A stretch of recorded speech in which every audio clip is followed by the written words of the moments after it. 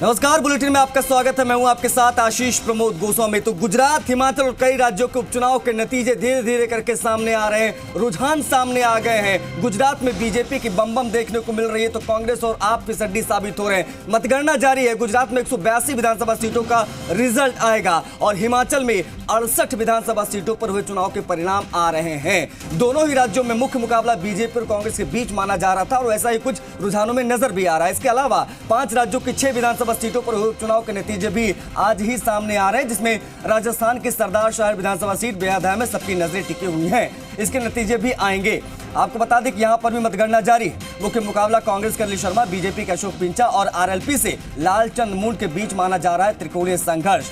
तो गुजरात और हिमाचल के नतीजे सामने आ रहे हैं, रुझान सामने आ रहे हैं। गुजरात में 182 विधानसभा सीट, तो हिमाचल में 68 विधानसभा सीटों पर धीरे धीरे करके रुझान लगभग सामने आ गए हैं। अभी नतीजों में कन्वर्ट हो रहे हैं धीरे धीरे करके। ये तमाम टैली हम आपको दिखा रहे हैं। साथ ही साथ में नजरें जो है वो सरदार शहर के विधानसभा के उपचुनाव पर भी सभी की टिकी हुई है, क्योंकि यहाँ पर मुकाबला जो द्विपक्षीय था वो त्रिकोणीय लगने लगा आरएलपी कैंडिडेट के आने की वजह से। अब ऐसे में देखने वाली बात होगी कि आरएलपी कैंडिडेट चूंकि जीत का लगातार अरमान बेनीवाल दावा कर रहे हैं, अब ऐसे में बाजी कौन मारेगा? क्या कांग्रेस के साथ सिंपैथी लहर जाएगी या बीजेपी कुछ उलटफेर करने में कामयाब होगी मौजूदा माहौल में? अब ऐसे में बड़ा दिलचस्प और वहां के भी कुछ देर में रुझान सामने आने लगेंगे कि कौन आगे कौन पीछे, उसकी भी आपको अपडेट देंगे। गुजरात विधानसभा चुनाव बेहद अहम रहा क्योंकि मोदी वर्सेस ऑल यहां पर देखने को मिला और कुछ वही नतीजा भी इस वक्त टैली में आपको नजर आ रहा है। 130 सीटों पर बढ़त है बीजेपी को, रुझानों में बहुत आगे, कोसों आगे। 182 विधानसभा सीटें, उसमें से 130 बीजेपी के खाते में जाती हुई मौजूदा वक्त में।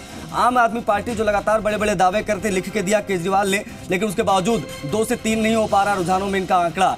कांग्रेस पार्टी पिछली बार के मुकाबले बेहद कम यहां पर नजर आ रही है। पिछली बार 77 सीटें जीतने में कामयाब रही थी 17 में, लेकिन इस बार 48 सीटों पर सिमटती नजर आ रही है। ये रुझान है और ये जो ट्रेड कर रहे हैं वो लगातार हम आपको बता रहे हैं। जो निर्दलीय है वो उनके खाते में 2 जाति यहां पर नजर आ रही है। And same goes to Himachal also. Himachal में भी कुछ वही सी तस्वीर देखने को मिल रही है, लेकिन हाँ, हिमाचल में कांग्रेस ने टक्कर जरूर दी है भारतीय जनता पार्टी को। हालांकि अप्स एंड डाउन चल रहा है। 34-33 का आंकड़ा इसमें बार बार चल रहा है। आम आदमी पार्टी 0 पर सिमटती नजर आ रही है। हिमाचल के विधानसभा चुनाव में अदर्स को 1 सीट यहां पर जाती नजर आ रही है। 68 सीटें, 68 में से बीजेपी बहुमत के करीब और आम आदमी पार्टी 0। कांग्रेस को यहां पर 33 सीटें मिली। तो नेक टू नेक फाइट जो है वो देखने को मिल रही है हिमाचल में, लेकिन गुजरात में बीजेपी क्लीन स्वीप करती नजर आ रही है प्रचंड बहुमत की ओर। और सरदार शहर चूरू के जो ये सीट है वो भी बेहद दिलचस्प, बेहद अहम। उसके बारे में भी तमाम अपडेट्स हम आपको देंगे और तमाम जानकारियां देंगे। उत्तर प्रदेश की भी कई महत्वपूर्ण सीटें इंक्लूडिंग मैनपुरी, वहां के भी नतीजे आने हैं और उस पर भी सभी की निगाहें हुई है। खतौली के भी नतीजे आएंगे, वो भी आपको बताएंगे किस पर कौन आगे है, क्योंकि वहां पर साख दांव पर लगी समाजवादी पार्टी की मैनपुरी में। अब ऐसे में मैनपुरी में क्या होगा, इस पर भी सभी की नजरें। क्या बीजेपी वो कमाल कर पाएगी जो आजमगढ़ में किया, वो चीज़ रामपुर में हुआ, क्या वो चीज़ मैनपुरी में देखने को मिलेगी? क्योंकि मुलायम सिंह यादव की मौत के बाद वो सीट खाली हुई, उनके निधन के बाद वो सीट खाली हुई और उस सीट पर हो रहा है अब उपचुनाव। बीजेपी ने पूरा जोर लगाया, समाजवादी पार्टी ने पूरा जोर लगाया, वहां पर भी बड़ा दिलचस्प मुकाबला देखने को मिलेगा। अब ऐसे में क्या आम आदमी पार्टी जो है वो अहम भूमिका निभाएगी, ये बहुत बड़ा सवाल था, लेकिन ये सवाल अब निराधार बनता जा रहा है, क्योंकि गुजरात में टाई फिश साबित हो रही है आम आदमी पार्टी।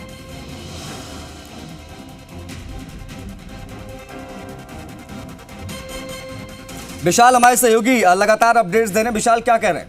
ज्यादा साफ होना शुरू हो जाएगी कि आखिरकार ये जो रुझान है ये नतीजों में कितना बदल पाते हैं।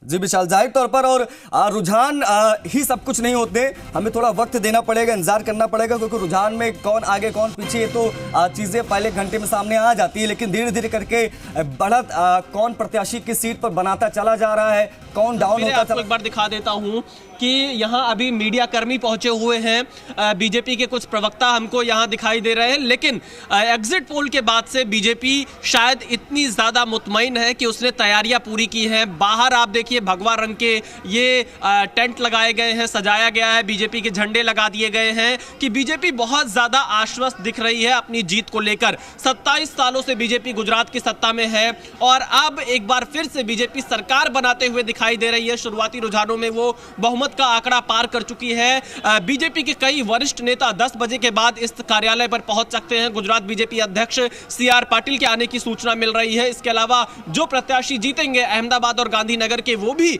बीजेपी मुख्यालय पर पहुंच सकते हैं। फिलहाल हर कोई सुबह 10 बजे तक का इंतजार कर रहा है, क्योंकि ये बेहद शुरुआती रुझान है, क्योंकि ये रुझान कब बदल जाए किसी को पता नहीं रहता है। तो इसलिए हर कोई अभी इस पर प्रतिक्रिया नहीं दे रहा है, इंतजार कर रहे हैं 10 बजे तक का, जब कई राउंड की गिनती हो जाए, क्योंकि अभी तक मात्र 1 या 2 राउंड की गिनती कई विधानसभा में पूरी हुई है।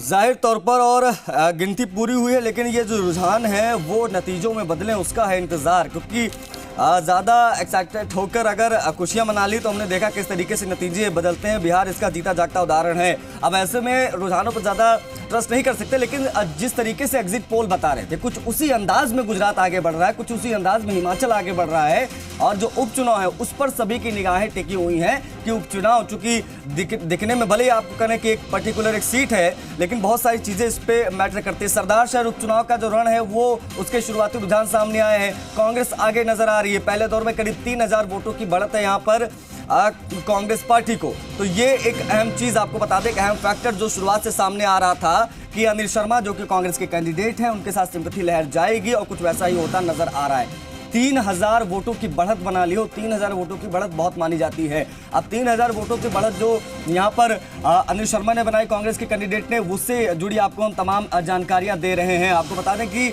लगातार वहाँ पर धुआंधार प्रचार प्रसार करते नजर आए मुख्यमंत्री अशोक गहलोत से लेकर तमाम बड़े नेता वहाँ पर गए। अब ऐसे में आज का दिन बेहद अहम कांग्रेस पार्टी के लिए, क्योंकि भारत जोड़ो यात्रा ऑलरेडी चल रही है, प्रदेश में राहुल गांधी मौजूद है और धुआंधार वहां पर प्रचार प्रसार देखने को मिल रहा है। इन बिटवीन ये नतीजे भी आ रहे हैं, और ये जो नतीजे हैं सरदार शहर के, ये बड़े अहम है, क्योंकि इसको कई लोग 2023 का सेमीफाइनल कह रहे हैं, कुछ इसको तमाम संज्ञा दे रहे हैं। अब ऐसे में ये देखने वाली बात होगी कि जो माहौल बना हुआ किसके फेवर में जा रहा है, क्योंकि बीजेपी ने भी यहाँ पर जोर लगाया। अशोक पिंचा ने साथ ही साथ में लालचंद मुंड जो कि आरएलपी के कैंडिडेट है, कहा यह जा रहा था कि आरएलपी के जो कैंडिडेट हैं वो कहीं ना कहीं इसमें दिलचस्प फाइट पेश करेंगे। कई जो सियासी पंडित है लगातार वो ये कहते नजर आए कि बीजेपी नंबर 3 पर जा सकती है। अब ऐसे में जो मौजूदा रुझान है उसकी अगर बात करें, उसकी अगर अपडेट आपको दे, तो कांग्रेस के कैंडिडेट जैसे कि शुरुआत से चर्चाएं थी, जैसे कि शुरुआत से बातें चल रही थी कि वो आगे रहेंगे, तो वही यहाँ पर होता नजर आ रहा है। 3000 वोटों की लीड ले ली है पहले 2 राउंडों में, और बड़ी चीज ये है कि नंबर 2 पे भारतीय जनता पार्टी के कैंडिडेट अशोक पिंचा उनका पीछा कर रहे हैं।